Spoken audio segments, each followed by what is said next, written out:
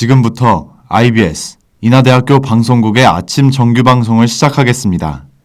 인하대학교 방송국은 본대학의 이념과 전통을 수호하며 방송을 통해 인하인의 올바른 여론을 대변하고 대학 문화의 창달자로서의 임무를 다하고 있습니다.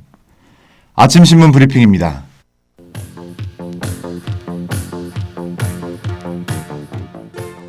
오늘자 한겨레 사회면 기사입니다. 최근 한국방송사장으로 임명된 박민 사장이 취임 첫날부터 내부 자율성 침해 및 부당 인사 논란에 휩싸였습니다. 박민 사장은 이른바 편파방송이라 불리던 더 라이브를 제작진과의 논의도 없이 삭제한 것으로 확인됐습니다. 또한 일방적인 출연진 하차와 앵커 교체를 통보했으며 거부 의사를 밝힌 제작진에게 겁박까지 한 것으로 밝혀졌습니다. 박민 사장은 취임사에서 공영방송의 이념과 소신을 실현하며 수신료를 낭비하는 적폐를 일소할 것이라 언급했습니다. 이에 따라 노조협약은 방송법을 근거로 방송의 자유와 독립의 규정을 위반한 박민 체제를 고발할 계획이라 전했습니다.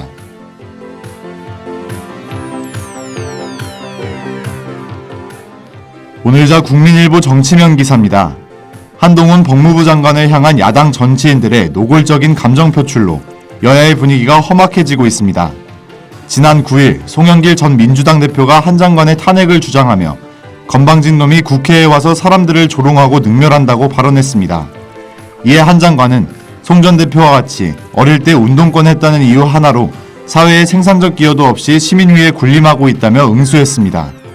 더불어 민영배 더불어민주당 의원은 자신의 SNS에 한 장관을 겨눠 그들의 탐욕이 지금 대한민국 정치를 후지게 만든다라고 적었습니다.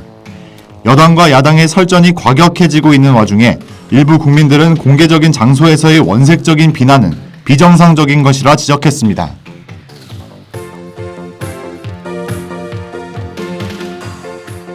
오늘자 한국일보 국제면 기사입니다. 베트남에서 마약 거래를 한 한국인 2명에게 사형의 징역이 선고된 것으로 밝혀졌습니다.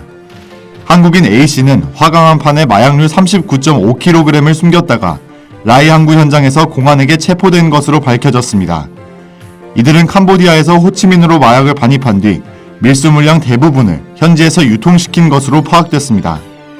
A씨는 비아그라인 줄 알았다고 변명했지만 베트남 법원은 가차없이 사형을 선고했습니다. 한편 베트남은 세계에서 마약 관련 법이 가장 엄격한 나라 중 하나로 마약류를 반입하다 적발되면 최소 2년 이상의 징역형이 선고됩니다. 지금까지 아침신문 브리핑의 김재욱이었습니다.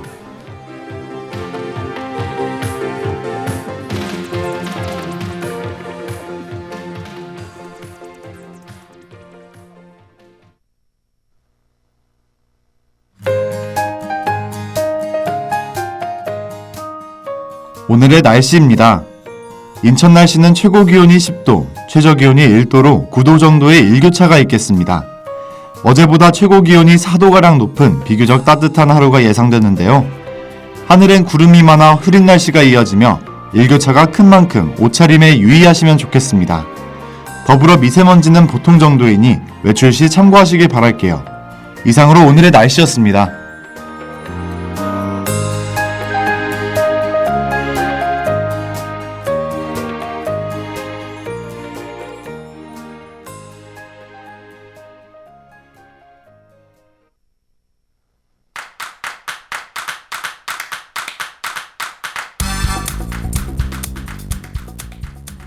파란 바다와 싱그러운 산, 비옥한 토양이 조화를 이루는 아름다운 푸른 행성, 지구. 현재의 별은 온난화로 인해 다양한 환경 문제에 직면했습니다. 우리의 터전을 위협하는 거대한 기후위기에 맞서 이제는 직접 행동할 시간. 여러분에게 일상 속에서 실천할 수 있는 미션을 전달해 드릴게요. 사소한 행동이 만들어내는 긍정적인 변화를 희망하며 오늘의 타겟, 지구를 지키는 위대한 임무가 시작됩니다. 지구를 지켜라. 희진의 새드걸스 클럽 듣고 와서 본격적으로 진행할게요.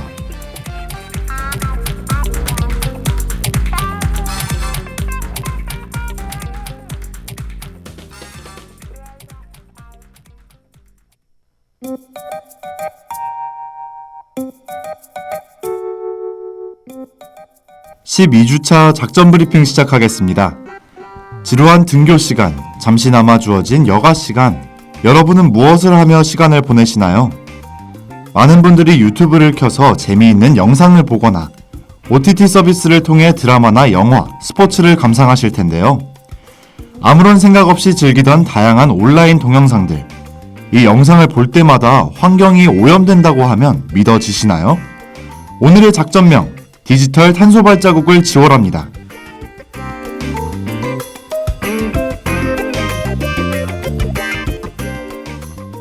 디지털 탄소 발자국은 디지털 기기를 사용할 때 발생하는 온실가스 양을 말해요. 그 중에서도 탄소 배출의 주범인 한 시설이 있는데요. 그곳은 바로 데이터 센터입니다. 데이터 센터는 온라인상에 있는 모든 데이터를 보관하고 전송하는 시설이에요.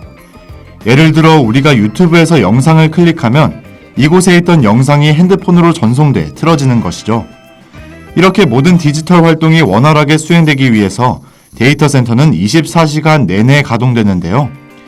그 과정에서 대규모의 전력이 소비되는 것은 물론 강력한 냉방 설비까지 필요하답니다. 이 안에 있는 수많은 장비가 엄청난 열을 내뿜기 때문이죠. 그렇게 2020년 기준 세계 데이터 센터 에너지 사용량은 연간 약 1조 9천억 킬로와트시로 추산될 정도랍니다.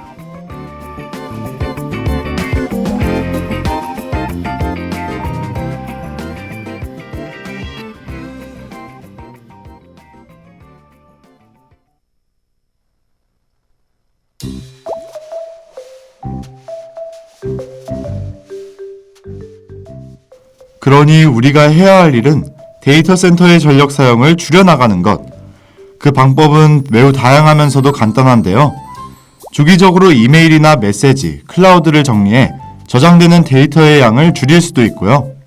높은 화질의 영상은 전력을 많이 소비하기 때문에 영상을 시청할 때면 저화질로 보는 것이 좋답니다.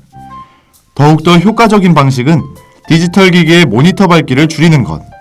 명도를 100%에서 70%로 조정하면 에너지를 최대 20%나 절약할 수 있습니다.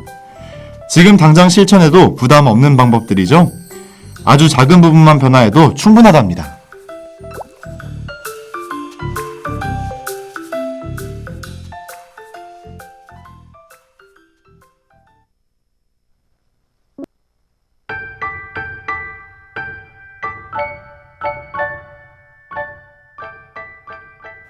오늘의 작전을 완벽하게 이해하는 엘리트 요원이 되고 싶다면 저와 함께 책을 읽으면서 지식을 쌓는 건 어떠신가요? 이번엔 미션과 어울리게 영상 대신 책을 소개해드리려고 해요. 그 제목은 바로 기온 피트롱이 쓴 좋아요는 어떻게 지구를 파괴하는가입니다. 이 책의 원 제목은 디지털 지옥이라고 하는데요. 그만큼 디지털 세상의 문제를 적나라하게 드러내는 작품입니다. 우리는 흔히 디지털화를 하면 할수록 자원과 물자 소모를 줄일 수 있다고 믿고 있죠. 곳곳에서는 환경을 위해 종이 문서 대신 태블릿을 쓰기도 합니다. 하지만 저자는 이 믿음이 착각이라고 말해요. 디지털은 물질의 한계를 뛰어넘은 것처럼 보이지만 결국 장비로 구현된다는 점에서 물질과 떼놓을 수 없는 것이죠. 스마트폰을 만들 때만 해도 흑연, 금, 리튬, 마그네슘과 같이 54개나 되는 원자재가 필요하며 이를 채굴하는 과정에서는 화석 에너지를 사용해야 한답니다. 내 손에 쥐어진 조그마한 장비가 사실은 엄청난 자원의 집합인 셈이죠.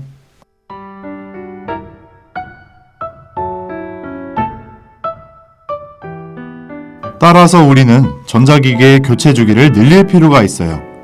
신제품이 나올 때마다 바로 교체하지 않고 작동하는데 문제가 없을 때까지 계속 사용하는 것이죠. 앞으로는 유행을 좇기 위한 선택보다는 환경을 위한 절약을 실천해보는 건 어떨까요?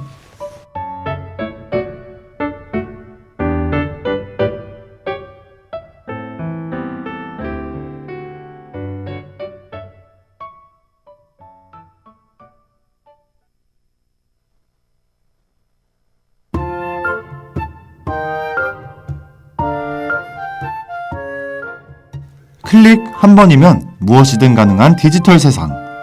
그것도 물론 좋지만 오늘은 잠시 스마트폰을 내려놓고 주변을 둘러보아요. 평소엔 보지 못했던 경치, 함께 있으면 즐거운 사람들을 만나게 될 테니까요. 나 자신은 물론 지구에게도 좋은 에너지가 될 거랍니다. 그럼 오늘의 지구를 지켜라는 보이넥스도어의 페이드어웨이 들으며 마치겠습니다. 지구의 안전을 확보하는 그날까지 다음 작전 브리핑에서 만나요.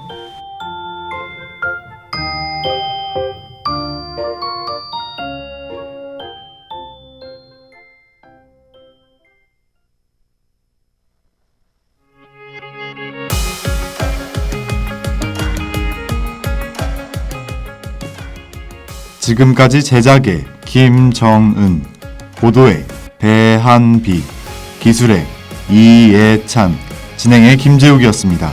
고맙습니다.